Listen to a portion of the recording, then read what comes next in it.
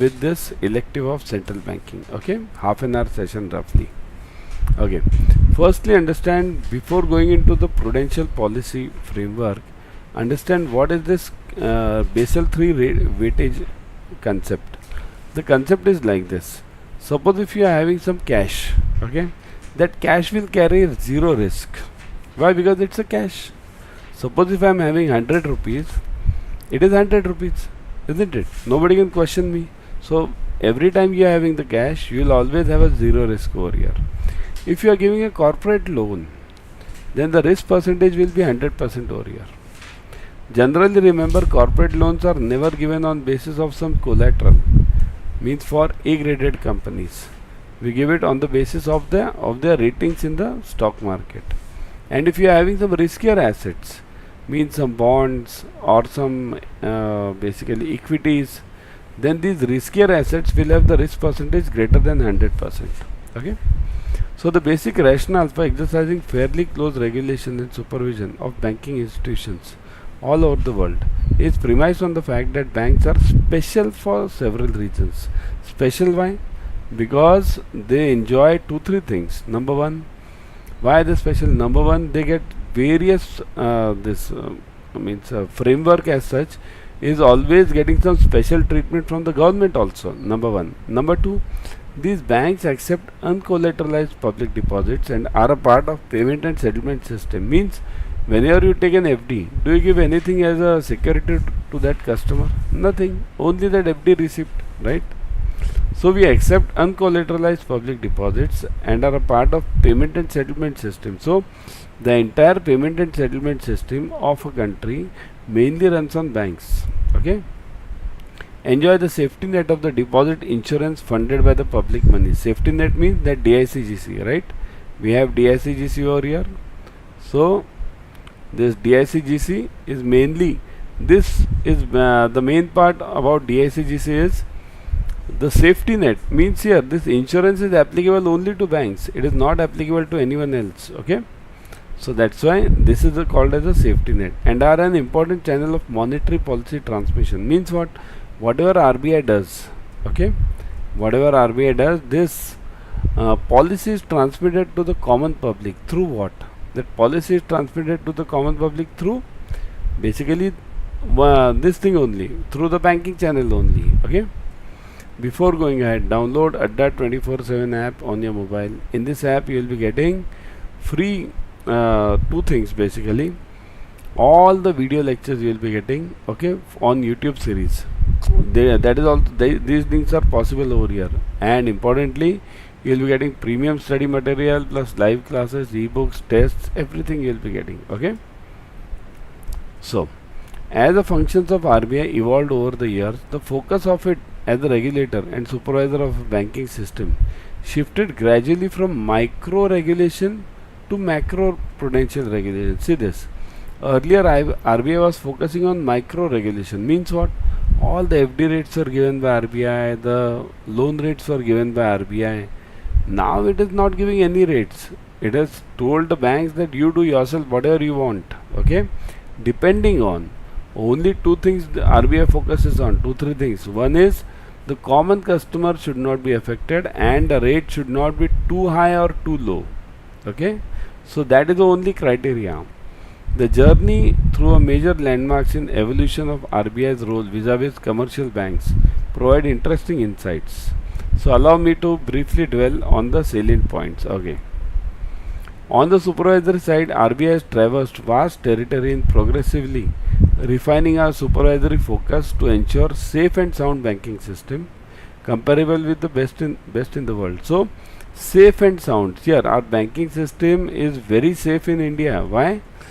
During the COVID situation, you might have seen many of the banks collapsed.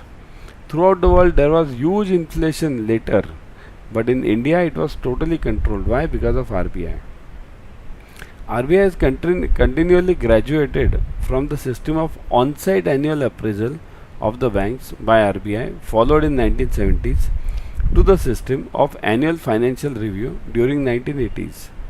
Then on annual financial inspection of standalone banks during 1990s, and further on consolidation of supervision of financial conglomerates The off-site monitoring of the banking system was also introduced in 1995. See here, off-site means what? There are two types of these RBI visits.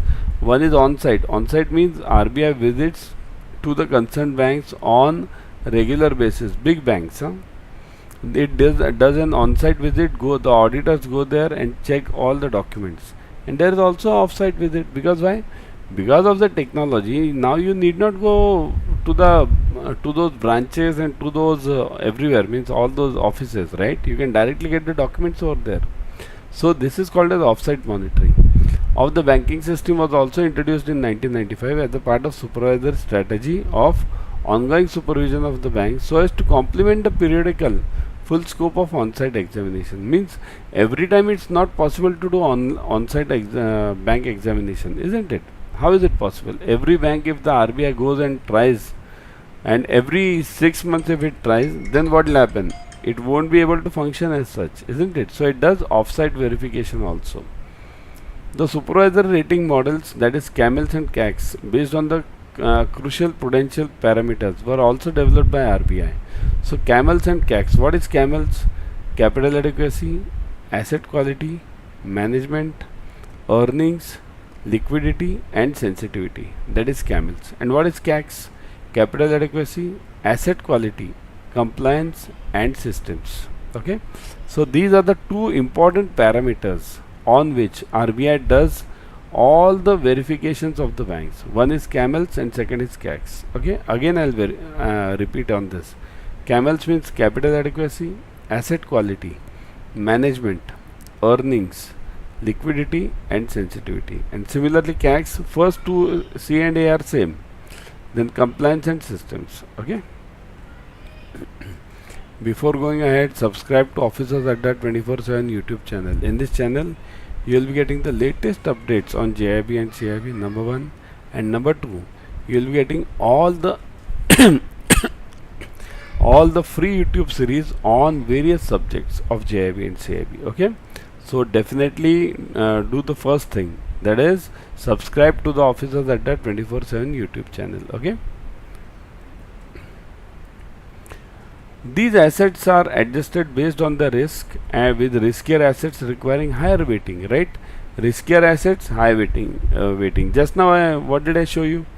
Cash was 0% and riskier assets were greater than 100%. Cash has a risk weighting of 0, whereas corporate loans have a risk weighting of 100%. Loans on high volatility commercial real estate and loans that are 90 days past due have a risk weightage higher than 100, right? So loans which are 90 days past due means what? They have become the NPA. Those loans which have become NPA will have higher risk rating, isn't it? Okay. What are the ratios which are used? One is here. Now let me clarify about this point only, because what has happened is this 90 days past due. Nowadays what has happened? RBI has gave various rules to this so that the NPA can be avoided. First is what? SMA. Everyone knows this. SMA 0. It is between how many days the loan becomes SMA 0? 0 to 30 days. Okay. From SMA 1 it becomes what? SMA 1. It is what? 31 means next 31 to 60 days, right? Then SMA 2, it is 61 to 90 days. Now once it crosses 90 days, then it becomes past due. So it becomes substandard. See here, how does the loan move? Substandard. Okay. So substandard remains for 1 year. 1 year. So it starts from where? From 90 days it starts. Here it will start from here. 91 days it starts and it goes on to 1 year. But 1 year what? Is it from this year, this 0 or this 91? So 91 to 1 year further. Okay. So this starts from 91 to further 365 days. Okay. So 1 year ahead I will write. Ahead. It's not related to anywhere related to this 0. Okay. So this remains in 1 year. After that we have doubtful. D1. Doubtful 1. Okay, so this again remains in 1 year, means 1 year from here after this. Okay, doubtful 2, D2. So this remains for 2 years, and after that we have D3 or loss, we call it. Okay, loss or D3 also they call it. So that is everything after that. Okay, but remember one important point about loss asset. Loss asset does not strictly go by these rules. Even a standard loan can become a loss asset overnight. Okay, many of the companies or many of the owners who ran away, like that Kingfisher, Vijay Mallya, that company became a loss asset overnight. It was a standard asset earlier. So it's not compulsory for any company to become a loss asset after passing through these stages. Loss asset can be in any of these stages. Okay, even it can be in standard loan also. So what are the ratios? See this, the ratios under prudential norms are net interest income margin, NIM margin we call it. So what is that? Net interest income divided by average earning assets. Average earning assets means these loans. What are assets? Loans. Okay, so total loans, average loans I will call it, but earning loans, not NPA loans. Okay, so how to find out the average? Average is found out using loans at the beginning, okay, plus loans at the end divided by 2.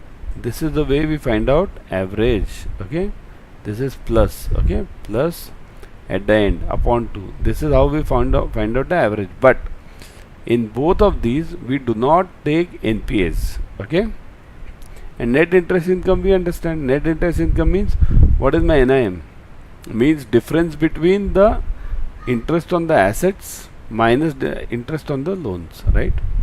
Cost to income ratio equals to operating expenses excludes provision losses. So whatever provision I have made it for loss, NPA provisioning, that will be excluded upon net interest income plus non-interest income, means total income, isn't it?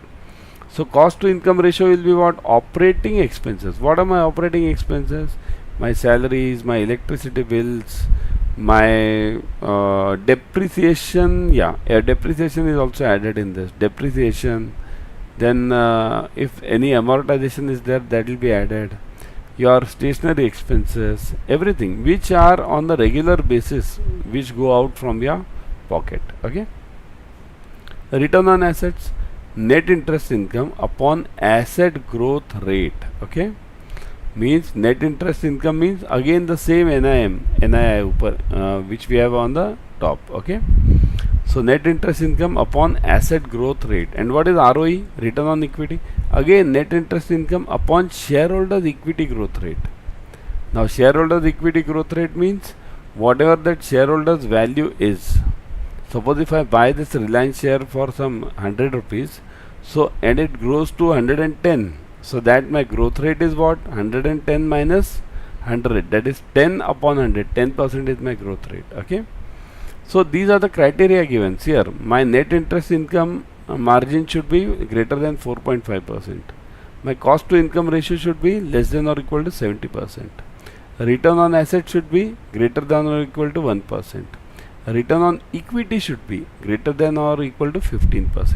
So these are the important ratios which you should always remember. Okay, the PCA, prompt corrective action framework, was put in place to enable timely intervention in case of incipient stress in the banks. Means those banks which were under stress in the sense NPAs were rising, deposits were decreasing. In that case, what happens? The PCA action was taken on the bank, and it is still taken. Okay, so this PCA means, what is the meaning of PCA? It is asked. Enable timely intervention in case of any incipient stress in the bank. Incipient means any bank is having some stress, means as I told you, low NPS growing. So that is the point. Central Repository of Information on Large Credit, CRILC. So what is CRILC?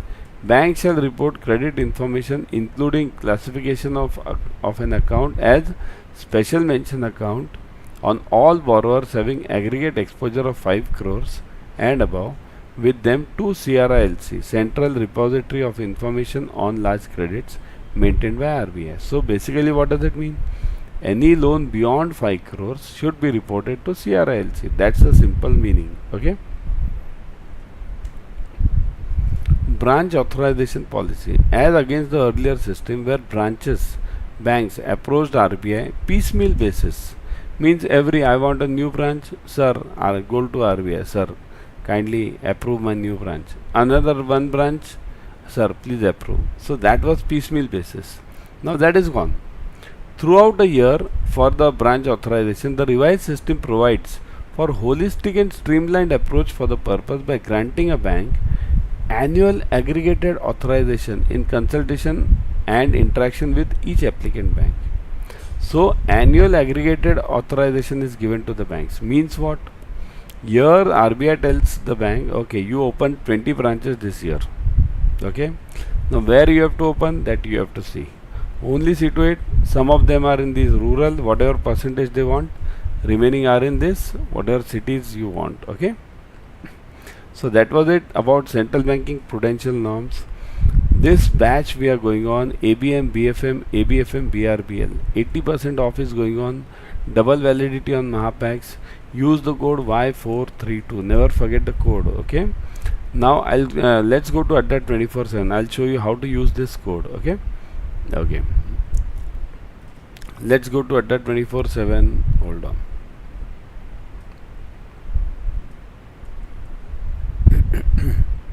Okay. Say this. Now you are on Adda 24/7. Click on JIB and CIB. If you are having the app, go through the app, I would suggest. Okay. Because in the app you will get 1% extra using the coins. Click on CIB 23. You will see the batches. Okay. Click on this English batch. Okay. Got. Now get the details of this batch. Everything is given over here. What are the days? What are the timings? What are the study plans? Look at the fees part. Okay. Even the recorded videos are available 24/7. Two-way interactive classes.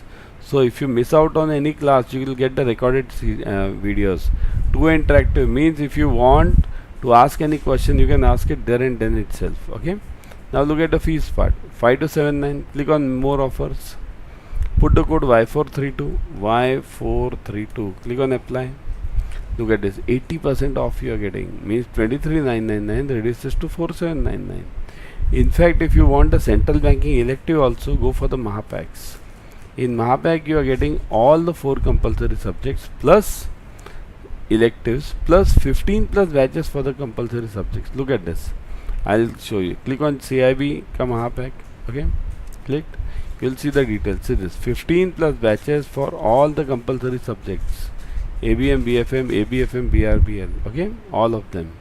Then numericals and revision batches. Deep learning. Recorded videos are available. 15 full length mock tests.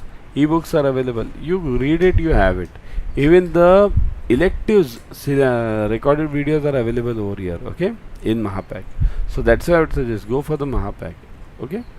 Now look at the fees part again. Click on more offers. Put the code Y432. Y432. Click on apply. Look at this.